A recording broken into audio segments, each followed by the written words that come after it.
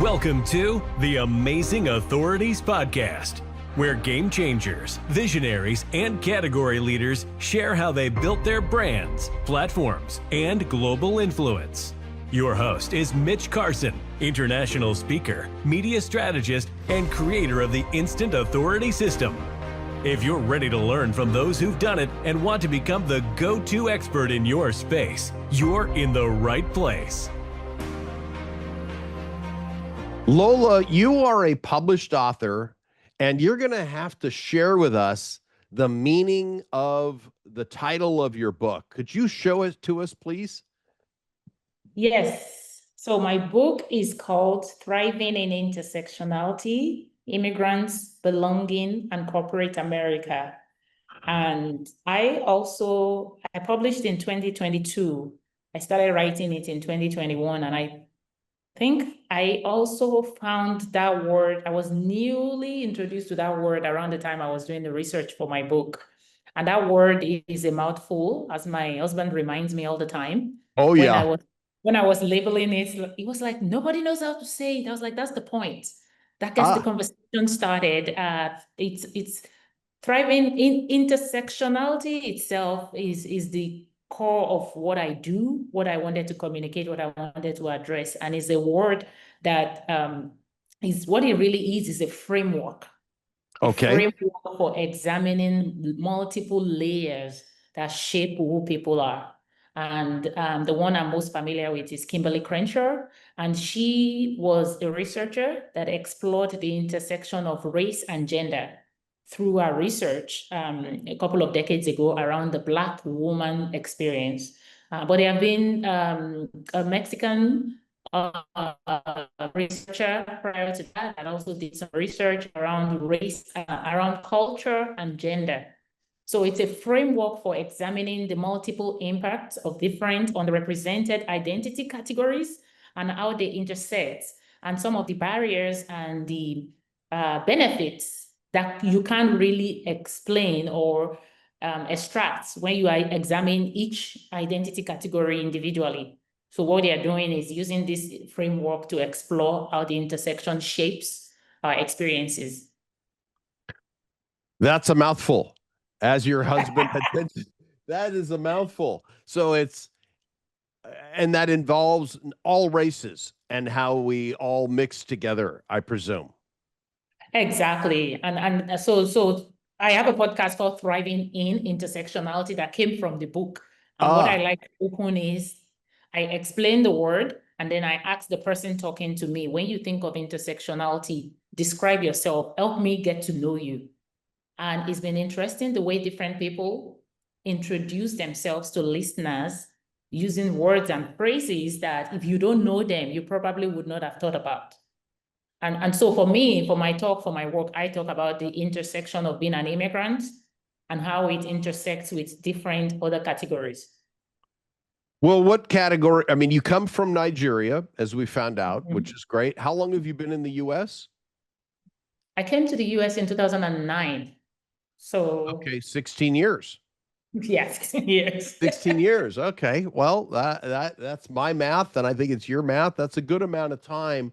And what did you experience? Because there had to be something that drove you to write this book, and maybe things that you experienced being an immigrant, being a woman, being not being American. A woman, yes, being a Black person in America. Well, yeah. An identity category that I necessarily didn't think about when I was growing up in Nigeria.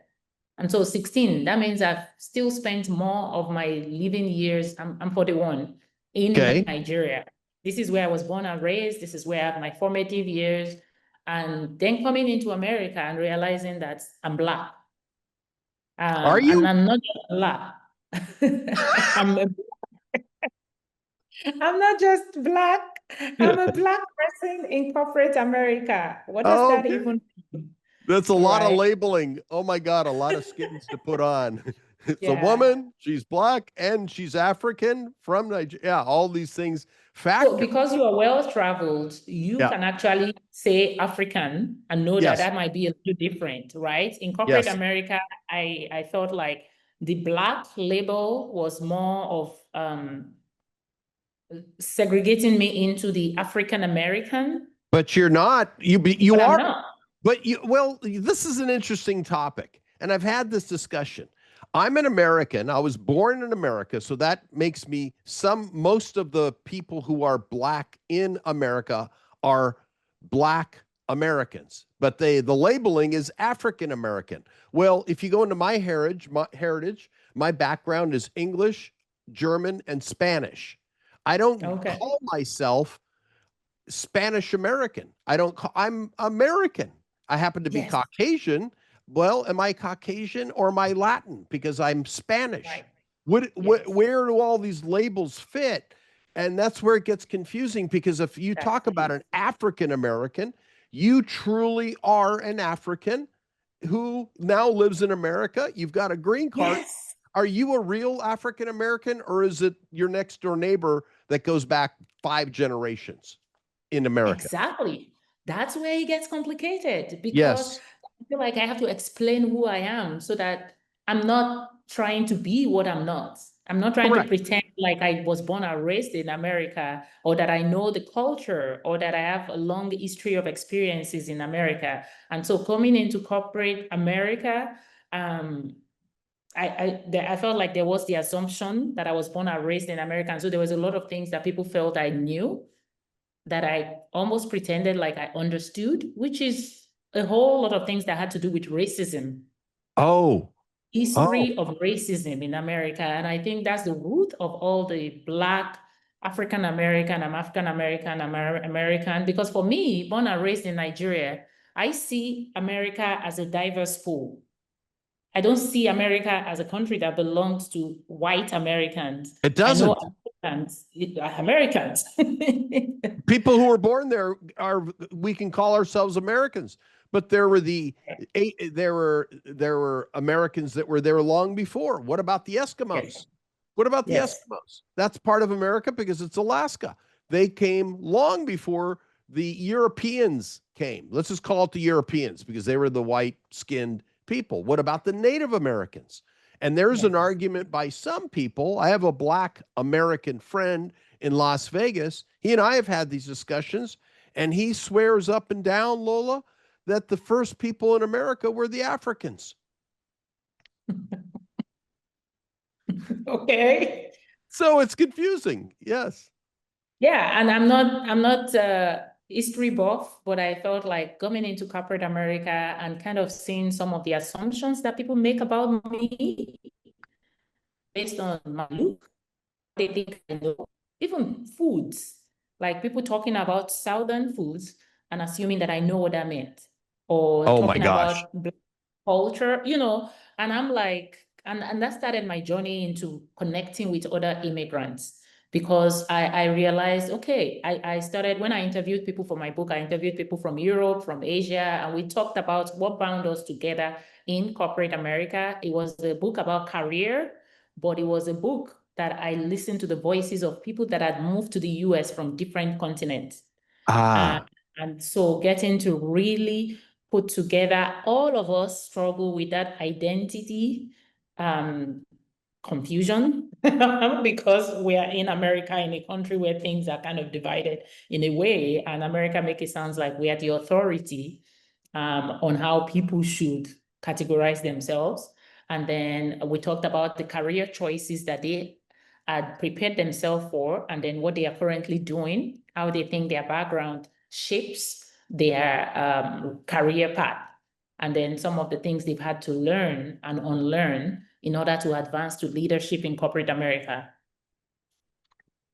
And what were some of the major roadblocks you experienced? I mean, you obviously overcame them. You're successful now. You have your master's degree in a degree category that's hard to pronounce as well. No, it's easy. Oh, It's technology. Actually, I just got my doctorate last month. Oh, congratulations, Dr. Lola. Thank you. Okay. Thank Dr. Lola. you. Well, what was your doctorate That's the in? Nigerian in me. We keep going to school, but yeah, I got my doctorate in organizational leadership. Organizational leadership. Congratulations. Congratulations. So, what did you experience when you first came to the U.S.? felt lost. Okay. Okay. I That think sounds fair. I think as a child, I was a reader child. I read a lot of books. I also, and most of the books I started reading earlier on were American-based books.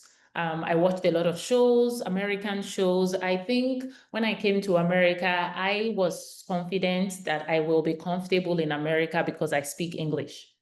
Got it. And Nigeria is an English-speaking country. And then I came in, and my first stop was Texas, and I felt like I don't even know how to say anything. So because I spent 18 months in Texas, being in grad school, and I couldn't understand what people were saying, and I felt sort of like looked down on because, oh, you have an accent. I can't figure out what you're saying. Like, where are you from? You know, it's all Oh, this. And so it was for me culture shock because I didn't think about that aspect at all. I felt like, oh, it's America. I speak English. You know, I watch American shows. I'm fine. But I didn't know about America. And and America knew about me. well, were you discriminated against by the other people, or did they just tease you in a friendly way? I think I will say teasing in a condescending way, not Oh, friendly. Teasing okay. in a condescending way. I would say the college I went to, the campus I went to, I had a great experience because it was a very diverse student population. They had a lot of international students. So I was sheltered from corporate America by my campus experience. My campus experience was great. Okay, I great. communicated throughout my admission. I was in touch with the school. I planned my campus pickup, my airport pickup. The school picked me up.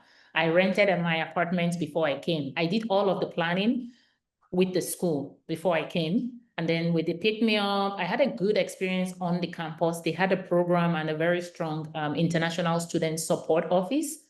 My roommates were Indian, and then I met Africans on campus. But then I got into corporate America is where the discrimination and the microaggressions now started because now I don't Oh, have a support system. I'm oh, just interesting. this inferior person who is in this space and has a degree that maybe we don't have, but we know more than you. Wow, wow. Well, that's interesting. I love talking about these differences, and I've met some discrimination in my travels where I've lived, and there's discrimination. I know when I went to Dubai to run events, there are discriminations there. I don't want to get into them too much, but I can relate to what you're saying to a degree. I certainly didn't experience Mhm. what you've gone through, but how did you overcome all those? Is it an obstacle? Was it a did it a did it preclude you from progressing, or was it just, oh, I note this, people treat me with these micro, I I like that word. I think I've been on the journey where I walked through it. I wouldn't say I overcame it. I would say I learned how to walk through it. And some of that process, I think initially when I first started was it silenced me.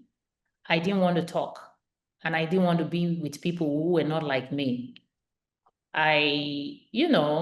Church is a big part of my culture. And I remember coming into Texas and just Googling the nearest church because I wasn't mobile. I didn't have a car. So I just Googled like the nearest church and I tried a couple of churches around my apartment that happened to Yeah. be white churches. Okay. Uh, I didn't have good experiences.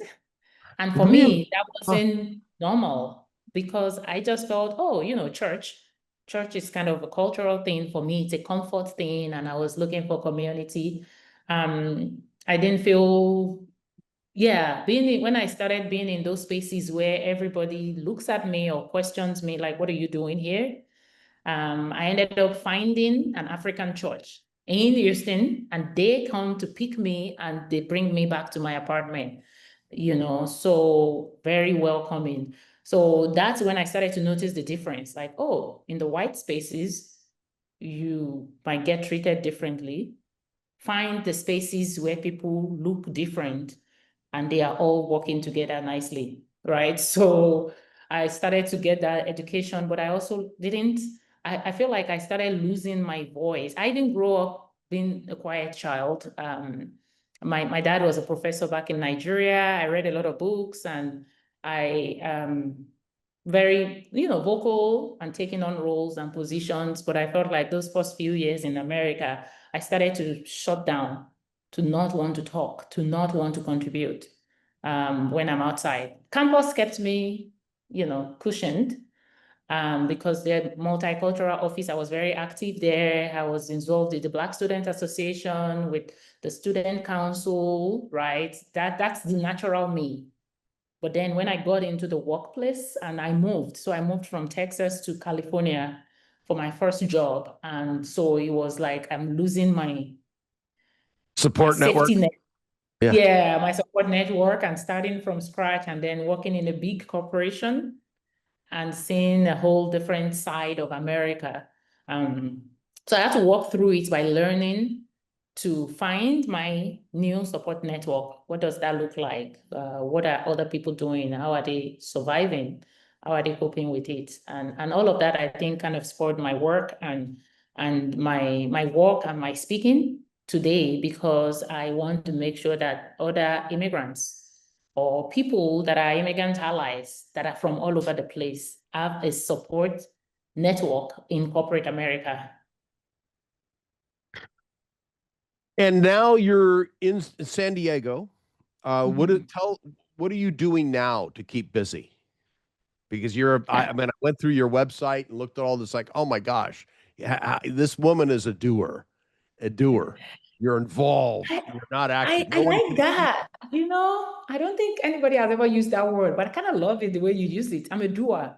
I Yeah. think trying not to do too much, that it doesn't move things. I want to make an impact in the corporate workplace.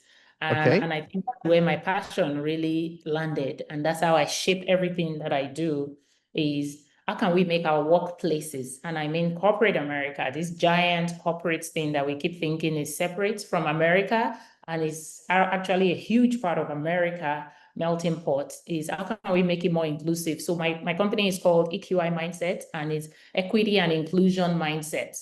And the work that I do is to partner with HR, people leaders, managers, equity and inclusion, diversity, equity and inclusion leaders, DEI. DEI, okay.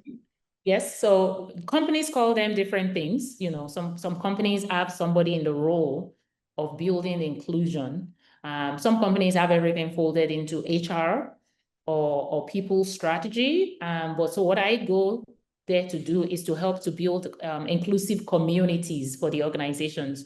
So in America, we call it mostly ERGs, employee resource groups, but a lot of companies will call them business resource groups, colleague networks, those internal micro communities that you have within your organizations. Are they truly inclusive? Are they driving business results for you, right? Like, is it part of your business strategy? So I help to launch the groups. I help to develop existing groups and to develop the leaders within these groups, because usually they are the most passionate, but they're not necessarily having the skills that they need.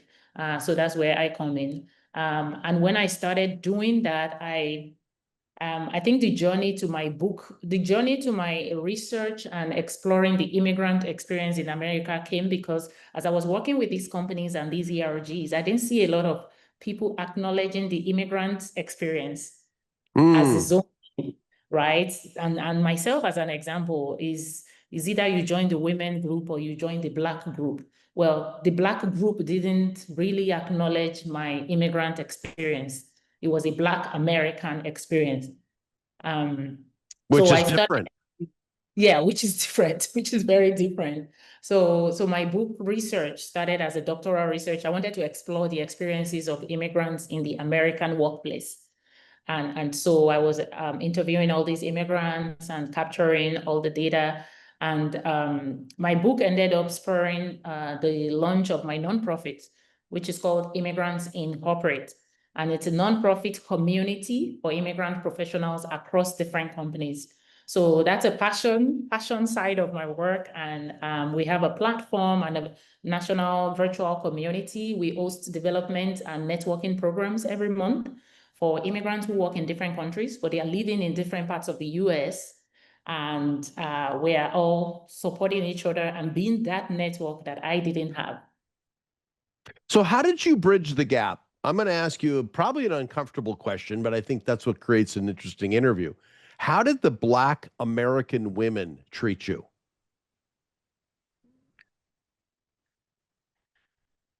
How did the Black American women treat me? Yeah. So born in America of African ancestry would be the correct way of saying. How did they? Because you have an accent, you're Nigerian, you came here later. You didn't come here as a little girl. You came as an adult, already educated, and then came for a master's degree. Was there a division? Were you treated differently? Yeah, and that's an interesting question that I think a lot of us immigrants do not like to address sometimes, because it's almost like we're not trying to pitch each other against each other. But the thing No. is, for a typical immigrant woman to be where you are right now, you have had to build so much resilience, and you have to be a doer. You have to be a go-getter. And so that already places you at a very top percentage, even in Nigeria, right? Like, not every Nigerian is like me, but the fact that I'm here now, there's a lot of muscles that you have worked. So when I got to corporate America, I felt like there was a lot of almost like pushback and suppression, even from Black American women, because it's almost you think you're better than us. You think you're better than us, or you want to take something from us, right? So there's a little bit of that, because the way, we got where we are. We're grateful to be in the system, but we want to think about what the next thing is. There's a lot of cultural, like, I hold my family, I hold my parents, of responsibility that we're carrying, and that kind of separates us in a way, in the workplace, in the way we work, in the things we go for, in the way we go after it. And so I thought there was a lot of friction, even with between African Black Americans and Africans from the diaspora who actually were born and raised outside the country. And so when I started to interview people who moved into the US, that's kind of the theme, especially Black people from Africa. Well, it's interesting because I mean, that topic is like, where does this come from? Those feelings of wanting or sounding different, being different. I'm sure you might, well, I don't want to say I'm sure. Was there a greater connection for you for, let's say, Latino people, let's say Latin women that came from Mexico, El Salvador, or Colombia, or any other country outside of the United States that weren't the same race as you? Was there a greater connection with them because they were immigrants like you? Oh, yeah. So I think that was really what the book was about, was that interviewing all these immigrants from different continents, I was able to pull together so much similarities in our experiences. So there was a chapter where I talk about hierarchy, and that's within the Asian culture. Don't speak unless or it's disrespectful to speak to people older than you. Right. In Africa, there are different terms for people that are older than you, even if it's by a day. There's a lot of elderly respect. And so I had some Asian guests, and we talked about how that impacted their workplace experience, because culturally, we can speak when older people are speaking. We can speak to our elders, and that's the same thing in Africa. And it was a big challenge for me in the workplace. It's like so there's some, almost like what we do is, because you are older, we expect more from you. We expect you to be smarter, to be more responsible. So what happens when you get into the workplace and you are put over a team where people that are older than me by decades are reporting to me? I can't manage them. Okay. Manage them, right? Because they're older than me. They're old enough to be my parents. So it becomes a challenge for an immigrant put in that position. And then what happens if you have a bad manager who is older than you? You can't speak back to them because you're like, well, he's the manager, he has the title, he has the age, so he should know better. So I have to do what he says. Yes, even if they're making a mistake or not doing They're a good making a job, mistake. Yes, you have to suck it up and just allow it. So exactly. you are in a leadership role now in your current position. You now have the PhD and your Dr. Lola Adeyemo. How? Good job. Yeah, well, yeah, that's cool. How do you lead people today who are older than you? What is your key? I mean, if you have to disband or separate from your cultural direction or overlay coming from where you come from, where you've got to listen to older people. But you, like you said, how have you managed that? Yeah, I think what corporate America, I stepped out of corporate America to do my own thing 100% in Sure. 2020. And I think in the last 5 years, there's been a lot of growth as well to get to. So my other company, which is the one that my husband and I work on, we do have people, so I'm COO there, and we have a team of 27 people reporting Mm, to us in full-time and part-time. And what I've tried to do, and of course, we have some people that are older than me in age. And so that muscle that I've grown to develop is to go back to actually what I saw growing up with my dad. My dad was the first of 9 kids. wow. And my mom was the first of 5, right? So we had a large family, and my dad was a very people person, and he led by example. He built relationships with people. And I'd forgotten all of that, but I started to Mm. lean back into that. That is not something to be ashamed of. It's not something to suppress. I want to get to know people. I want to know people beyond their titles. And so I humanize the people that I work with. So that it doesn't matter what their role and their task and their responsibilities. I humanize them and I find commonalities. And you see that at the end of it, we're all humans and we're all people, and we have goals and we have dreams. So I try to make sure I ground myself with that, with seeing this person as a person and then thinking of the roles and responsibilities as the tasks. Because we never know, this person might leave the company.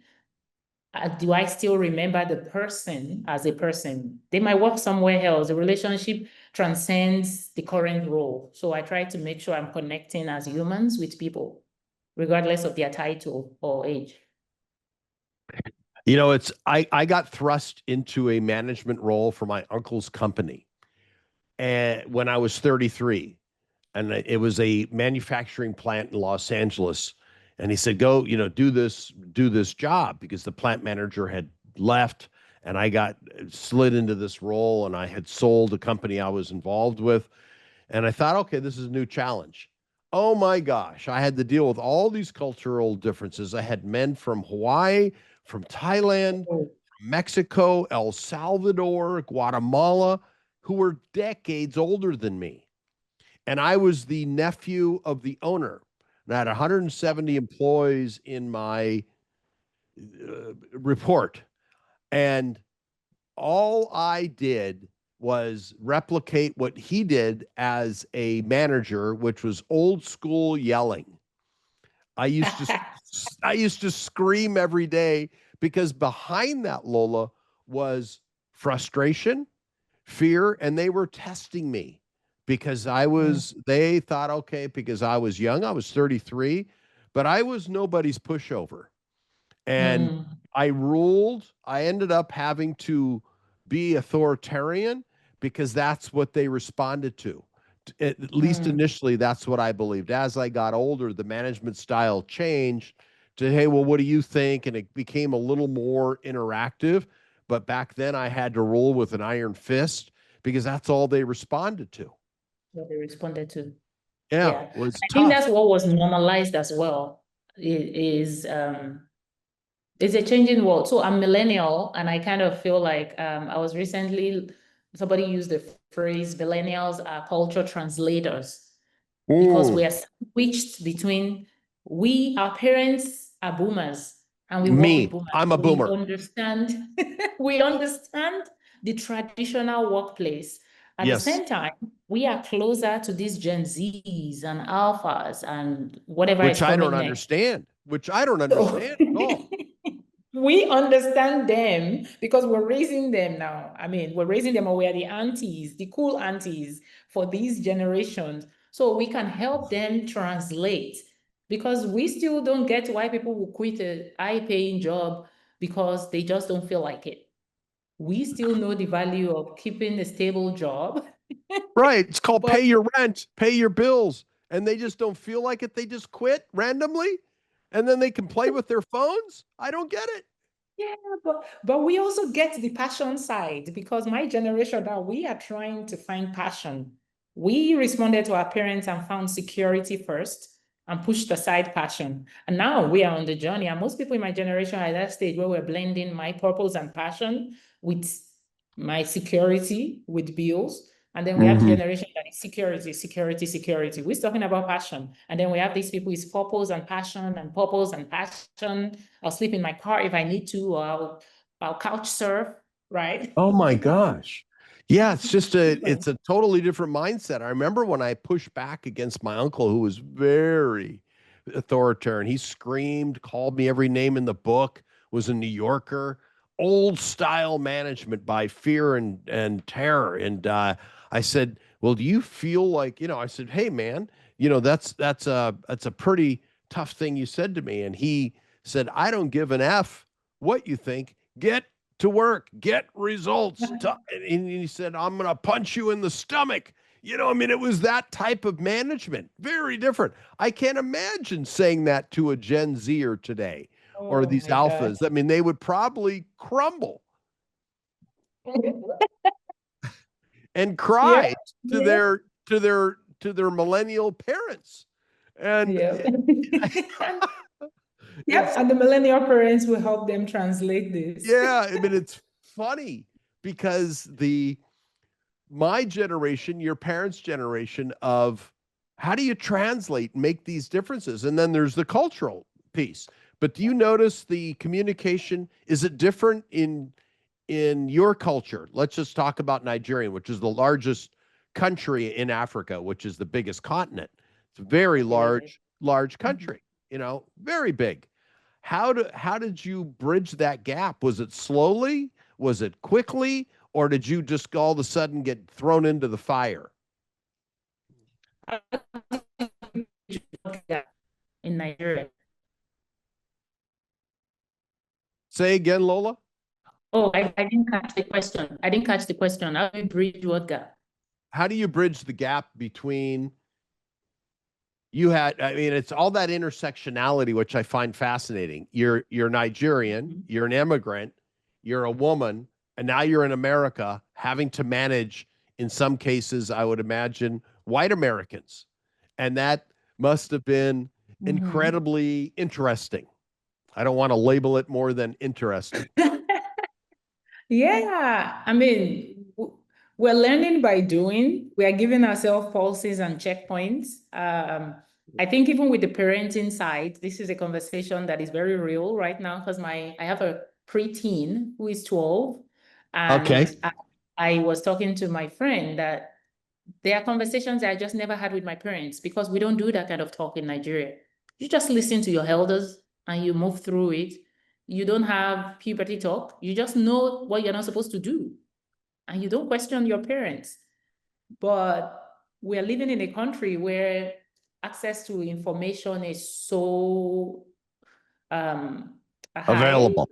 Yeah. available, so they get the information anyway. And this is the country they were born and live in. So my children are first, what are they now? I don't know. They are immigrants as far as I'm concerned, but apparently They're they are first not, because they're generation born Americans. because they're born here. And so Yeah. they say mom is from Nigeria and they are not. And they will be correct, because this is all they've ever known.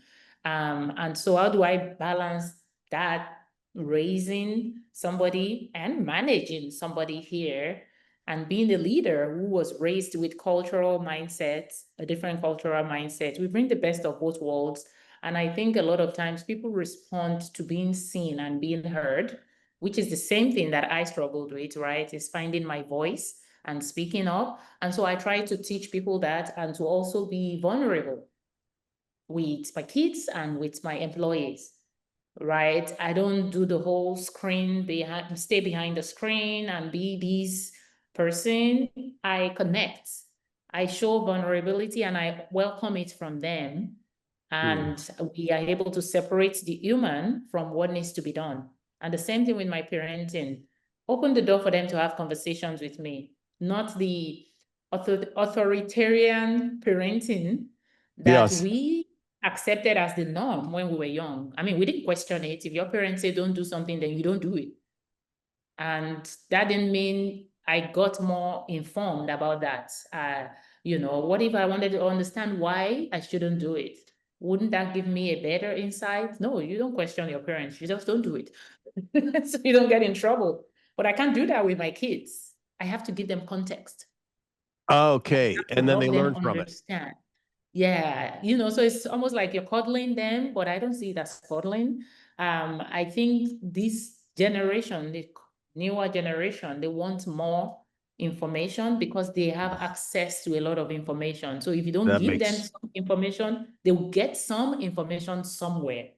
that makes sense. That makes sense. You make a lot of sense. And your husband, how does he respond to this? He's also Nigerian. He's also Nigerian, but it's funny because he grew up in the US. So I think there's a little bit of difference, but overall, the values are similar. The alignment and the values for us are similar. So we ultimately get to the same point. And our parenting styles are different. So we sort of complement each other as well. Well, and it works. Well, where can people get your book, Lola? Yeah, so Thriving in Intersectionality is available on Amazon and in different formats. Oh, fun fact, I have an audiobook as well. And Nice. that was one of the scariest things I've had to do. Remember the whole conversation about accent, about do people want to hear my voice? I'm not comfortable with my voice. And so when my publisher gave me the option to get somebody to record it for me, and it was included as part of the package, or I could I could record it myself. And so it took me a while to say, you know what, this is a book about the immigrant experience. This is a book with the voices of a lot of immigrants. I didn't necessarily say all their names right, or at least I'll try. I was close enough. So I said I wanted to record it myself because I wanted to be that vulnerable. So I haven't listened to the full book since I recorded it, but I did listen to a couple, and it was a very vulnerable process of saying, you know what, I've been on this journey around my voice, finding my voice back, my accent, and I'm just going to go ahead and record the book. So I did. Wow, that's great. Well, you've been a terrific guest. We've gone down some different paths than I originally intended, but that's the beauty of doing a podcast interview. You get to learn a lot and grow together. And I've appreciated our time. Dr. Lola, I've appreciated our time together just recently. Are you getting comfortable with that new title? It's going to take a while. Okay. I have it on my LinkedIn because my mentors reminded me to. And I have one of my assistants from the day I got it. He's never called me anything but Dr. Lola. And I keep like, you can still call me Lola. And it's like, why? Oh, that's good. Well, that's good. Enjoy it. You've earned it. Thank you. Yeah, you've earned the title. You've earned the so distinction. Much. And congratulations on your book. Are you writing a second book? Oh, yeah, absolutely. Okay, well, we'll have to have you back as a guest when that second book is there so we can give it a little bit of punch and sales. And I'll certainly buy your book and read it and review it when I have the next opportunity. Thank you so much, Mitch. It was so nice chatting with you, both before Likewise. Our chats and getting to know you as hosts. And I'm looking forward to staying connected. Thank you, everyone, for listening. Thanks for tuning in to the Amazing Authorities Podcast. If today's episode inspired you, take a moment to subscribe, rate, and leave a review. It helps more experts like you rise to the top. For behind-the-scenes access and free resources to boost your authority, head to MitchCarson.com. Until next time, stay amazing.